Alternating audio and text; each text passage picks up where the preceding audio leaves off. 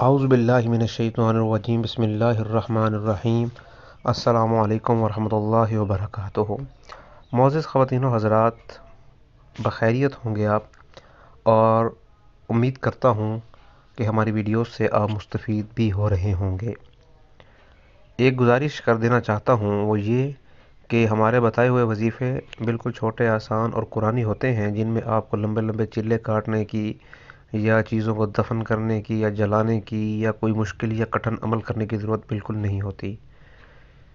ان وظائف کی جو ریڑھ کی ہڈی ہے وہ اللہ تعالیٰ کا تعلق ہے۔ ہماری یہ کوشش رہتی ہے کہ آپ کا اللہ کے ساتھ تعلق مضبوط ہو، کیونکہ جتنا اللہ تعالیٰ کے ساتھ تعلق مضبوط ہو اتنی آپ کی زبان سے نکلی ہوئی اور دل کی مرادیں پوری ہوتی ہیں۔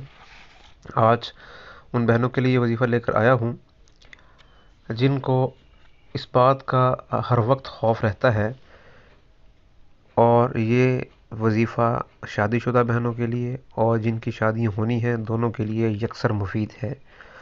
جن بہنوں کو یہ اکثر خوف رہتا ہو کہ وہ مرد کے یعنی کہ اپنے خاوند کے قریب جانے سے ڈرتی ہوں، یا پھر ان کے دل میں وہم و گمان ہو، اور جن بہنوں کی ابھی تک شادی نہیں ہوئی اور وہ اس بات سے ڈرتی ہوں، تو وہ یہ وظیفہ کریں گی۔ اس وظیفے کو کرنے کا بہترین وقت اور موزوں وقت آدھی رات کا وقت ہے۔ آدھی رات کا وقت یعنی کہ عشاء کی نماز کے 2 یا 2.5 گھنٹے بعد آپ نے یہ وظیفہ کرنا ہے۔ قرآن مجید کی سورہ قدر آپ نے پڑھنی ہے، اور وہ آپ نے کھڑے ہو کر باوضو حالت میں قبلہ رخ منہ کر کے، نظریں جو ہے وہ اپنی آسمان کی طرف کر کے، اور دل میں اپنا مقصد رکھ کے آپ نے سورہ قدر کا 313 دفعہ ورد کرنا ہے۔ تھوڑا سا مشکل وظیفہ ہے، لیکن آپ نے اس کو 21 دن تک لگاتار کرنا ہے، اور اللہ تعالیٰ سے دعا بھی کرتے رہنا ہے۔ انشاءاللہ آپ کا یہ مسئلہ آپ کو پتہ چلے بغیر حل ہو جائے گا۔